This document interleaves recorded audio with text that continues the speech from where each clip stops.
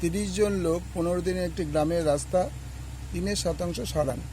যদি আরও 10 জন লোক কাজটি করতে আসেন তাহলে রাস্তার বাকি অংশ সারাতে কতদিন সময় লাগবে? মনে করি সম্পূর্ণ কাজের পরিমাণ 1 অংশ।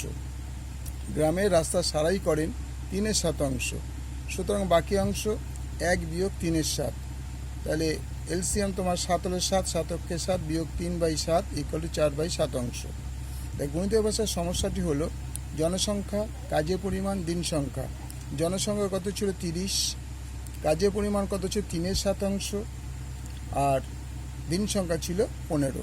পরের স্টেপে কী হলো? আরও 10 জন বাড়লো, তাই 30-এর সঙ্গে 10 যোগ করে 40 জন হলো, আর এখানে 1 থেকে বিয়োগ করে 4% কাজের পরিমাণ বাড়লো। এখানে প্রশ্নবোধক চিহ্ন। জনসংখ্যা বাড়লে দিন সংখ্যা কমবে, অর্থাৎ ব্যস্ত সম্পর্ক। জনসংখ্যা বাড়লে দিন সংখ্যা কমবে, অর্থাৎ জনসংখ্যার সাথে দিন সংখ্যার সম্পর্ক ব্যস্ত সম্পর্ক। ঠিক আছে? আবার কাজের পরিমাণ বাড়লে দিন সংখ্যা বাড়বে। সুতরাং কাজের পরিমাণের সঙ্গে দিন সংখ্যার সম্পর্ক সরল। সুতরাং নির্ণয় দিন সংখ্যা ইকুয়াল টু 15 আগে লিখলাম ইন্টু, এটা বড় বলে 4/7/3/7 ইন্টু 30/40। 15 ইন্টু 4/7টা ফিক্স রইল, এটা উল্টে গেল 7/3 ইন্টু 30/40। এই 0 কেটে গেল, এই 7 কেটে গেলো, 3 কেটে গেল, তাহলে 15 দিন। তাহলে উত্তরটা কী হবে?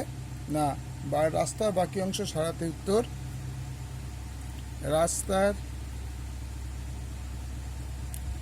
বাকি অংশ